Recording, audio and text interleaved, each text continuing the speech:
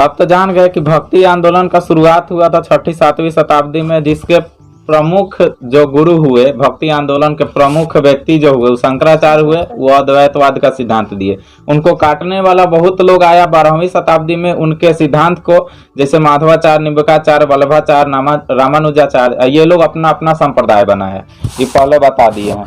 अब है कि 12वीं शताब्दी के बाद भक्ति आंदोलन दो भागों में बट गया, यानी भक्ति करने का दो तरीका बनाया गया।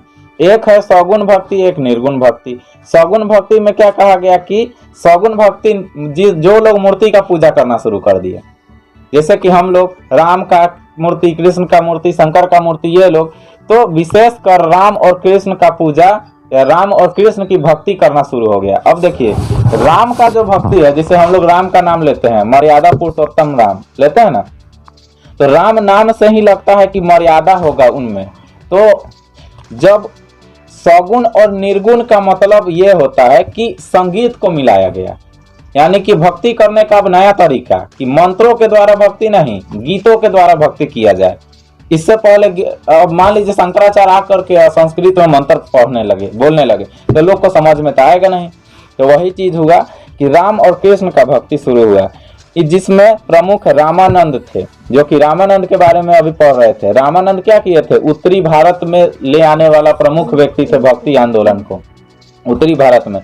तो ये क्या किए कि ये जा करके पहले संस्कृत वाला में समझ लिए पूरा कि क्या है, और उसी चीज को आकर के हिंदी में बताना शुरू कर दिए उत्तर भारत में। तो इनसे ज्यादा लोग जुड़ गया। तो वो एक तरीका निकाले कि जब हम इतना चेंज कर रहे हैं, संस्कृत से अब हिंदी में समझाने का शुरू कर रहे हैं, तो लोग में भक्ति का तरीका भी बदल दे, यानी कि गीतों के माध्यम से, गीतों के माध्यम से। तो राम में, राम का जो लोग भक्ति किया उनमें गीत नहीं शामिल हुआ, उनमें दोहा शामिल हुआ। गीत के पहले का देखिएगा तो दोहा रहता है, दोहा के आगे गीत। तो पहले क्या हुआ, राम भक्ति, जैसे कि तुलसीदास आ गया, तुलसीदास क्या लिखे, रामचरितमानस लिख दिए, दोहा में लिख दिए। तो उसी तरह रामानंद, तुलसीदास और त्यागराज, ये तीन व्यक्ति, राम और भी थे इनमें, लेकिन तीन प्रमुख हैं। तो ये लोग क्या किए कि राम का भक्ति का प्रचार प्रसार किया। इसीलिए देखते हैं कि राम का पूजा अधिक हर समय अलग अलग जगह पर होता है। अब देखिए, और उसके बाद कुछ लोग जो आए वह सगुण भक्त मार्ग को अपना कर तो कृष्ण का भक्ति शुरू किए। कृष्ण के भक्ति में सबसे प्रमुख कौन थे? तो विठल स्वामी। पता यूपीएससी में पूछ ले रहता है ये सब क्वेश्चन कौन थे? तो विठल स्वामी। उसके बाद विठल स्वामी क्या किए कि अपना शिष्य बनाए 8 गो, और बोले कि कृष्ण मार्ग का, कृष्ण भक्ति का प्रचार प्रसार कीजिए। तो इन्हीं 8 गो को अष्ट छाप कहा गया। तो बोला जाएगा कि अष्ट छाप किसके अंतर्गत आता है? तो अष्ट छाप सगुण भक्ति मार्ग के अंतर्गत आता है। जो लोग मूर्ति पूजा करते थे कृष्ण की, तो उनके एक सबसे बड़े मतलब गुरु हुए जिनका नाम था विठल स्वामी, वो कृष्ण भक्त थे। और कृष्ण भक्ति के माध्यम से ही वे क्या किए कि बनाए 8 गो व्यक्ति को शिक्षा दिए, और वो 8 व्यक्ति क्या कहलाया? अष्टछाप कहलाया। उसके बाद सूरदास का नाम सुनते हैं, सूरदास। मीराबाई, मीराबाई का जब पढ़िएगा, मीराबाई का जो कविता लिखा गया है तो लगता है कि वो कृष्ण भगवान से बात कर रही है, कृष्ण भगवान उनके दोस्त हैं, ऐसे बात कर रही है। वो अपने आप को मानती थी कि हम पत्नी है कृष्ण भगवान की, इतना ज्यादा भक्ति में लीन रहती थी। और उन्हीं के प्रेम में इतना लिख दी, इतना कविता लिख दी, इतना कहानी लिख दी कि लोग जुड़ गए। कोई मतलब कि एक तरह से लेखक ही थी, समझिए। तो वो प्रेम में लिखते चली गई, इसलिए एक गुरु के तरह उनका भी नाम लिया जाता है। तुकाराम। लास्ट में चैतन्य महाप्रभु आते हैं, चैतन्य महाप्रभु। तो सगुण भक्ति मार्ग राम और कृष्ण से आगे बढ़ा। इसीलिए कभी कभी देखते हैं कि जब भी अष्टजाम होता है तो रामों का नाम लिया जाता है, कृष्णों का नाम, हरे राम हरे कृष्ण लिया जाता है ना। तो इसीलिए ये सब सगुण भक्ति मार्ग के अंतर्गत है। अब आगे है निर्गुण। तो निर्गुण में 2 प्रकार के हुए, एक संत हुए और एक सूफी लोग हुए।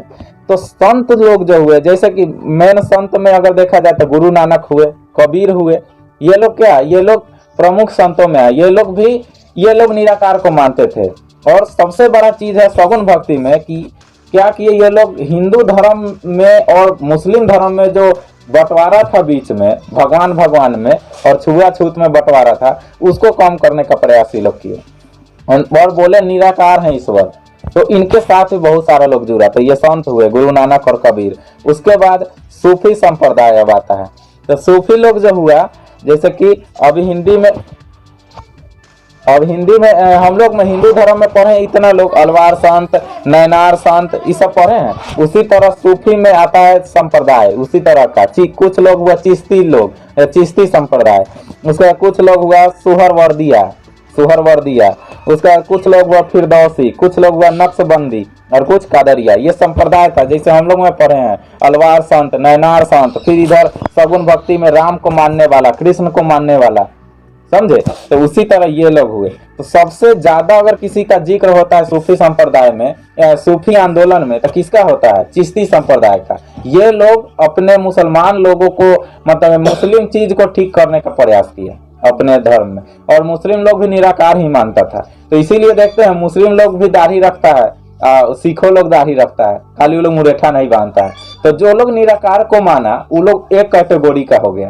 और ये होना बहुत जरूरी था, नहीं तो आपस में बहुत मतभेद होता। तो चिश्ती संप्रदाय में ख्वाजा मोइनुद्दीन चिश्ती, बख्तियार काकी, ये लोग थे। ख्वाजा मोइनुद्दीन चिश्ती थे। तो ये लोग जैसे कि दरगाह होता है कोई चीज का, जैसे जाते मुस्लिम लोग का जहाँ पर बनता है या गुरुद्वारा जहाँ पर होता है, तो वो लोग जाता है अरदास करने। ये लोग जाता है अपना, इन लोग को क्या मुस्लिम लोग करता है पता नहीं है, लेकिन वहां जाता है ना अपना थी क्या करने जाता है 12-1 बजे या सुबह में, अरे नमाज पढ़ने। तो उसी तरह ख्वाजा मोइनुद्दीन चिश्ती थे। और बख्तियार काकी व्यक्ति का नाम है। और ये 2 गो से बना है, एक कुतुबुद्दीन ऐबक, एक बाबा फरीद।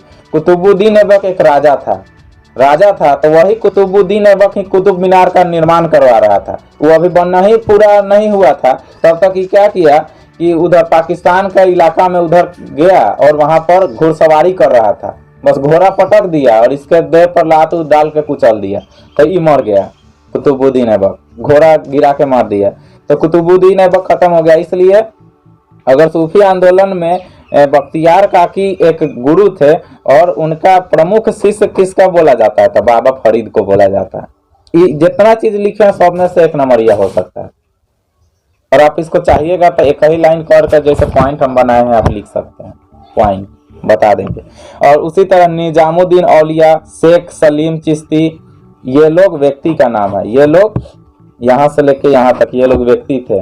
और यही लोग क्या किए? सूफी आंदोलन चालू किए, जो कि निराकार ईश्वर को मानते थे। और इन लोगों के यानी कबीर, गुरु नानक और ये लोग जो हुए, और ये इधर इतना लोग मिल करके ये हम लोग के समाज को और भारत को शांत करने का काम किया। और तब जा करके अभी हम लोग एक हुए। और सूफी और भक्ति आंदोलन बहुत दिनों तक चला, 15वीं-16वीं शताब्दी तक। लेकिन एक ऐसा समय आया कि जब विदेशी आक्रमण शुरू हो गया और यहाँ पर शासन आ गया, मुगलों का शासन आ गया। जैसे कि पानीपत का लड़ाई सुने 1526 ईस्वी में, तो वही 1500 के आसपास भक्ति आंदोलन चल रहा था। हिंदू धर्म और मुस्लिम धर्म और सिख धर्म, ये लोग अपने अपने अच्छे अस्तित्व में आ गए थे। लेकिन उधर से एंट्री हो जाता है बाबर का, और बाबर यहाँ पर आकर के अपना मुगल संप्रदाय स्थापित कर देता है, मुगल साम्राज्य।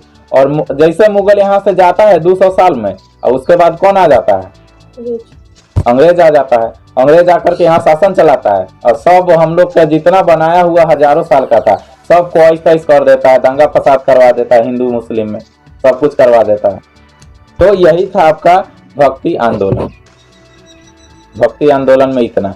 अब क्या पढ़ना होगा भक्ति आंदोलन में? तो रामानंद कौन थे, तुलसीदास कौन थे, इनका जन्म क्या हुआ, त्यागराज कौन थे, विठल स्वामी कौन थे, जितना भी लोग है, गुरु नानक कवि, अब इनका जीवनी पढ़ना होगा कि ये लोग अपने जीवन में क्या क्या काम किए, किस तरह से आगे बढ़ाने का प्रयास किए। समझ गए?